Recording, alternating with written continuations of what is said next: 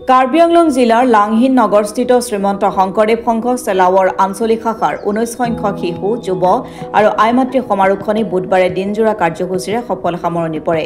পুৱাৰ ভাগত প্ৰাতঃ প্ৰসংগ পৰিৱেশ নিকাকৰণৰ পিছত পতাকা উত্তোলন কৰে আঞ্চলিক শাখাৰ সভাপতি টিকেন হাজৰিকাই।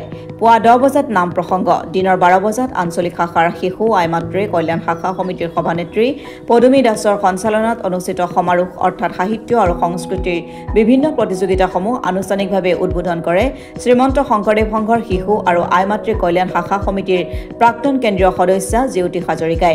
উদ্বোধনী অনুষ্ঠানত শ্ৰীমন্ত শংকৰদেৱ সংঘ কাৰ্বি আংলং জিলা শাখাৰ সভাপতি কুমাৰকান্ত বৰা, জিলা সাহিত্য শাখাৰ সম্পাদক দিলীপ কুমাৰ দাস, জিলা thrift and credit cooperative society লিমিটেডৰ সভাপতি ৰবীন বৰুৱা, আঞ্চলিক শাখাৰ উপদেষ্টা যথাক্ৰমে প্ৰফুল্ল পাঠক, ভৱেন ডেকা আৰু বহুতো গণ্যমান্য ব্যক্তি উপস্থিত থাকে। উল্লেখযোগ্য যে আঞ্চলিক শাখাত অনুষ্ঠিত এই প্ৰতিযোগিতাত প্ৰথম স্থান দখল কৰাৰ প্ৰতিযোগীয়ে 12 অক্টোবৰত চেলাৱৰ আঞ্চলিক শাখাতেই অনুষ্ঠিত হ'বলগীয়া জিলা সমাৰোহৰ প্ৰতিযোগিতাত অংশগ্ৰহণ কৰিব লাগিব আৰু জিলা শাখাত প্ৰথম স্থান লাভ কৰাৰ প্ৰতিযোগীয়ে অহা 8, 9 আৰু 10 নৱেম্বৰত বকলিয়া ঘাটত অনুষ্ঠিত হ'বলগীয়া শ্ৰীমন্ত শংকৰদেৱ সংঘৰ 31 সংখ্যক কেন্দ্ৰীয় শিশু যুৱ আৰু আইমাতৃ সমাৰোহৰ প্ৰতিযোগিতাত যোগদান কৰিব বুলি জানিবলৈ দিয়ে চেলাৱৰ আঞ্চলিক শাখাৰ শিশু আইমাতৃ কল্যাণ শাখা সমিতিৰ সম্পাদিকা স্বপ্না হাজৰিকাই। সমাৰোহৰ সমূহ কাৰ্যসূচীৰ আধাৰে আঞ্চলিক শাখাৰ সম্পাদক সহজানন্দ ডেকাই।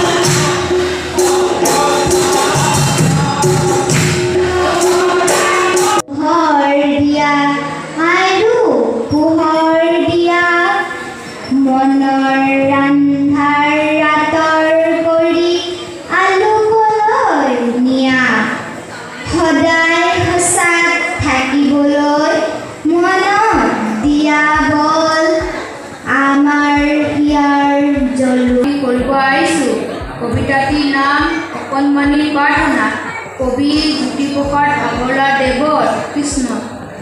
পোহৰ দিয়া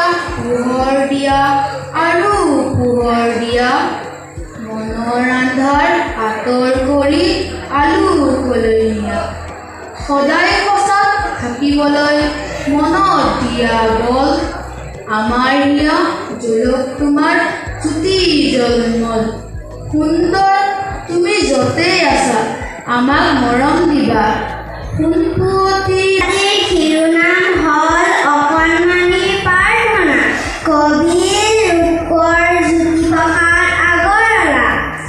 পোহৰ দিয়া আৰু পোহৰ আনিছিল পোহৰ, মোৰ সপোন চহৰত বাঢ়ি বাজিছিল, তোমালোকে অন্ধপুৰুষিত জোনাক পিন্ধাইছা, বুকুৰ আকাশ ভাঙি পেলাইছা, তাত ভোক নাই, স্নোক জানো ওলাব, এতিয়া শূন্যতাৰ মুখামুখি তোমালোক মনে প্ৰভু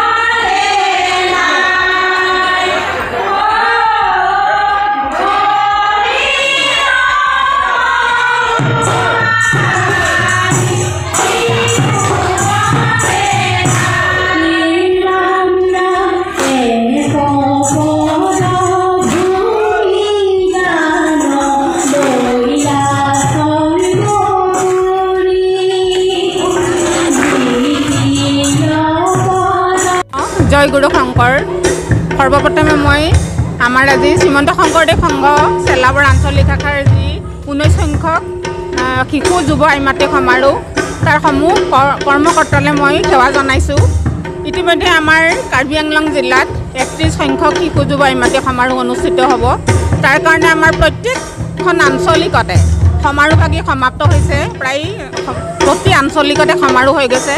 আজি আমাৰ দিনজোৰা কাৰ্যসূচীৰে চেলাবৰ আঞ্চলিক শাখাত এই শিশু যুৱ আইমাতৃ সমাৰোহ উদযাপন কৰা হৈছে আৰু ইয়াত বিভিন্ন দিহানামৰ দল, যথেষ্ট সংখ্যক দিহানামৰ দল আহিছে প্ৰতি প্ৰাথমিক শাখাৰ পৰা। ইতিমধ্যে কেইবাটাও নৃত্য প্ৰদৰ্শন হৈছে, মাটি আখৰা, বালক কৃষ্ণ নৃত্য, কেইবাটাও নৃত্য প্ৰদৰ্শন কৰা হৈছে। ইয়াৰ উপৰিও আমাৰ যুৱক যুৱতীসকলৰ এটি দিহানামৰ দল আহিছে আমাৰ ফুলনি আঞ্চলিক শাখাৰ, ফুলনি প্ৰাথমিক শাখাৰ পৰা। গতিকে বক্তৃতা প্ৰতিযোগিতা আৰু কবিতা প্ৰতিযোগিতাতো যথেষ্ট সংখ্যক আমাৰ প্ৰতিযোগী ওলাইছে, শিশু প্ৰতিযোগী। তাৰপিছতে যুৱতীসকলৰ ফালৰ পৰা ওলাইছে আৰু আমাৰ আই মাতৃসকলৰ ওলাইছে বৰগীত প্ৰতিযোগিতা, শিশুসকলৰ বৰগীত আৰু আমাৰ আই মাতৃসকলৰ বৰগীত। তাৰপিছতে যথেষ্ট সংখ্যক প্ৰতিযোগী হৈছে। আমি দেখা পাইছোঁ যে আমাৰ কাৰ্বি আংলং জিলাৰ আমাৰ চেলাবৰ আঞ্চলিক শাখাত আমাৰ আজিৰ যি অনুষ্ঠিত হোৱা এই আমাৰ শিশু যুৱ আইমাতৃ সমাৰোহভাগী আমি বহু বছৰৰ মূৰত আমি এনেদৰে আমি প্ৰত্যক্ষ কৰিবলৈ পাইছোঁ। যথেষ্ট সংখ্যক আমাৰ ভক্তপ্ৰাণ ৰাইজৰ আগমন হৈছে, আমাৰ আই মাতৃসকল আহিছে, আমাৰ শিশুসকলে প্ৰতিটো বিভাগতে অংশগ্ৰহণ কৰিছে। কৃষ্ণ।